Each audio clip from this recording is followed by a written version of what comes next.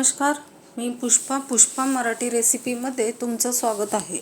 आज आपण मस्त असं लिंबाचं चटपटीत असं लोणचं बनवून घेणार आहोत। एका बाउलमध्ये मी लिंब घेतलेत, 10 ते 12 लिंब घेतलेत। त्यामध्ये गरम पाणी घालून मीठ घालून स्वच्छ हाताने लिंब आपण चोळून घेणार आहोत। लिंब स्वच्छ धुवून झाल्यानंतर एक कॉटनचा कपडा घ्यायचा आहे आणि त्यावरती हे लिंब कोरडी करून घ्यायचे।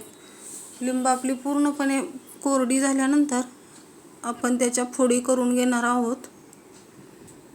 बघा, फोडी केल्यानंतर त्यातल्या बिया काढून घ्यायच्यात।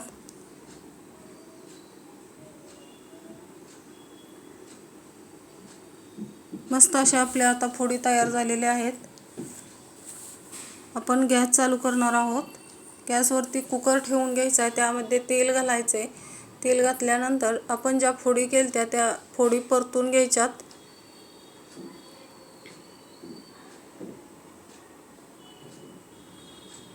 चांगल्या फोडी परतून घेतल्यानंतर कुकरचं झाकण लावून 2 शिट्ट्या काढून घ्यायच्यात।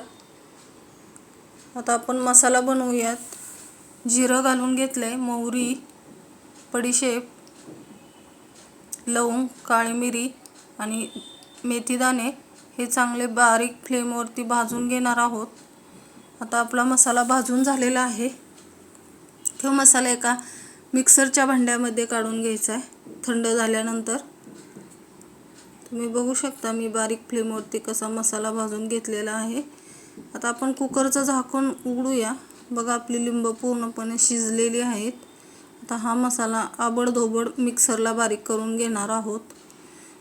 तोपर्यंत आपण एक पॅन गॅसवरती ठेवून 1 वाटी साखर घालून घेतली। थोडंसं पाणी घालून घ्यायचंय आणि साखर चांगली वितळेपर्यंत हलवायची कंटिन्यू। आता आपली पूर्णपणे साखर वितळलेली आहे। त्यामध्ये आपण जो मिक्सरला मसाला बारीक केलता तो घालून घ्यायचा आहे। तो सुद्धा चांगला हलवून घ्यायचा आहे। हलवून झाल्यानंतर त्यामध्ये काश्मीरी मिरची पावडर घालून घ्यायची, ती सुद्धा चांगली मिक्स करून घ्यायची। आता पूर्णपणे आपला मसाला मिक्स झालेला आहे। हळद घालायची, हळद सुद्धा चांगली मिक्स करून घ्यायची। धना पावडर घातली, धना पावडर सुद्धा चांगली मिक्स करून घ्यायची। चवीनुसार मीठ घालून घ्यायचे। मस्त असं 2 मिनिटासाठी आपला मसाला बारीक फ्लेमवरती चांगला भाजून घेणार आहोत। आता आपण जी लिंब कुकरमध्ये शिजवलेली ती लिंब घालून घ्यायचेत आणि चांगलं मिक्स करून घ्यायचंय। मिक्स झाल्यानंतर 2 मिनिटासाठी आपण हे चांगलं मिश्रण बारीक फ्लेमवरती थोडंसं त्याला वाफ येऊन देणार आहोत। आता पूर्णपणे आपल्या लिंबामध्ये हे मिश्रण चांगलं मिक्स झालेलं आहे।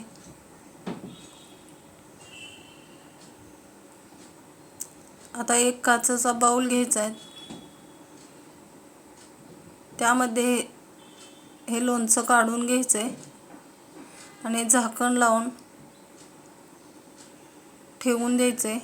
मस्त असं हे लिंबाचं लोणचं बनतं। तुम्हाला जर हा माझा व्हिडिओ आवडला असेल तर लाईक, सबस्क्राईब जरूर